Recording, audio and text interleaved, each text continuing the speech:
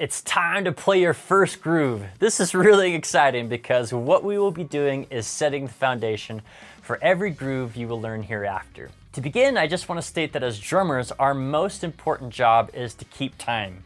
Meaning that in the context of a band, we have to be rock solid, consistent, and steady with every hit that we do. A drummer who has all the fancy licks, chops, and flourishes means nothing to anyone if it doesn't support the music. One of my favorite lines comes from the legendary drummer Steve Gadd, who said, "Fills bring the thrills, but groove pays the bills." This is not to diss on fills and chops, as they are totally necessary, and I promise we will get into loads of them in this course, but starting by focusing on groove and time will set you up for success in your role as a drummer. Now with that in mind, here we will dive into your first drum beat. To start, take your left foot and place it on the hi-hat pedal. Apply just a bit of pressure so it closes the hi-hats together. You don't have to push too hard that you get fatigued, but just enough pressure where the hi-hats meet together and you can play a solid chick sound with your sticks. The first thing we'll do is play steady quarter notes on beats 1, 2, 3, and 4. A tip in all of this is counting out loud. Counting out loud and saying the number is one of the best ways to learn an instrument. It will not only help you develop solid time, but it will enable you to become a good reader and solidify the rhythms you're trying to learn. Here's an example with quarter notes on the hi-hat played nice and slow.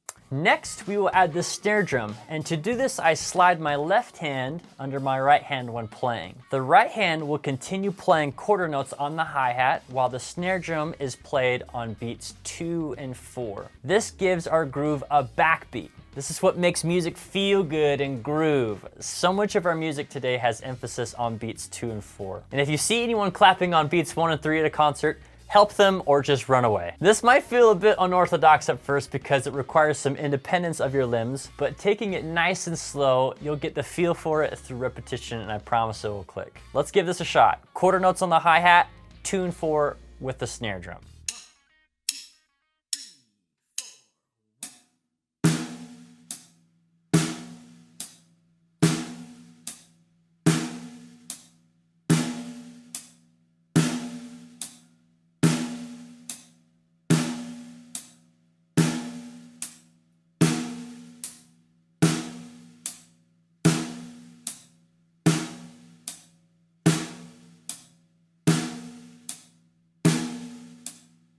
Now that we have the backbeat in place, we will add the bass drum on beats 1 and 3.